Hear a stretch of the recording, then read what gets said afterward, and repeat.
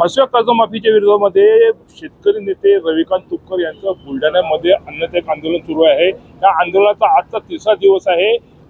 खरं पाहता रविकांत तुपकर यांची स्थिती सध्या थोडी ढासळलेली आहे। त्यांची शुगर कमी झाली आहे आणि बीपी पण त्यांची अव्यवस्थित आहे।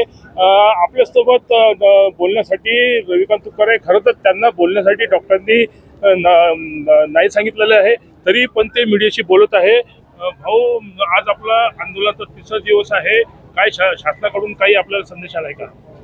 शासनाकडून ठोस असं काही आलं नाही। SDO आणि ठाणेदार आणि कृषी आपलं सहकार अधिकारी आले होते।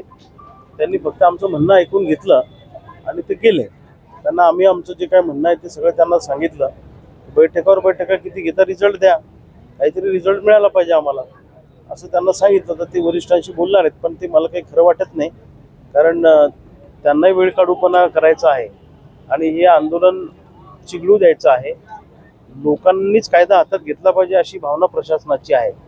कारण आता तिसरा दिवस आहे, माझी तब्येत खालावत चाललेली आहे, मला दम लागतो बोलताना। शेतकऱ्यांचा पाठिंबा सारखा मिळतोय, चांगल्या मोठ्या प्रमाणात शेतकरी येत आहेत, भेटून जात आहेत, जाती येतात।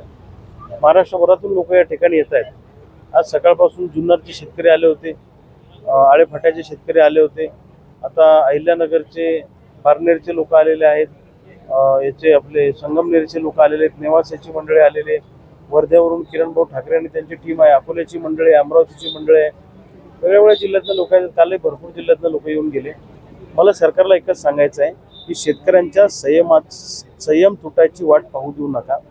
तातडीनं कर्जमुक्ती आणि पीक विम्या संदर्भामध्ये निर्णय घ्या। तुम्ही जर का हे आंदोलन असंच सडू द्या आणि यांना मरू द्या अशी भावना तुमची असेल तर माझा बळी द्यायला मी तयार आहे, पण महाराष्ट्रातला शेतकरी सरसकट कर्जमुक्त झाला पाहिजे अशी माझी भावना आहे। भाऊ, आपलं आंदोलन सुरू आहे आणि आपली स्थिती जशी जशी ढासळते तसं जिल्ह्यामध्ये जाळपोळ आणि इतर आंदोलन सुरू झालेले आहे। आपण कार्यकर्त्यांना काय संदेश द्याल? नाही, शेतकऱ्यांचाही संयम तुटत चाललेला आहे। किती दिवस सहनशक्ती ठेवणार ना ते? सरकार दखल घेत नाही, सातत्यानं आंदोलन करतायत आणि लोक आता आक्रमकपणे रस्त्यावर येतात। पण मी शेतकऱ्यांना सांगेन की कायदा हातात घेऊन जाळपोळीसारख्या किंवा शासकीय कार्यालय पेटवण्याच्या घटना करू नका।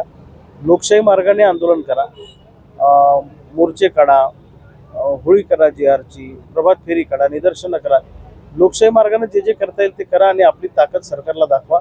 शांततेच्या आणि लोकशाही मार्गानेच हे आंदोलन आपल्याला पुढे न्यायचं आहे। कुठेही गालबोट या आंदोलनाला लागणार नाही।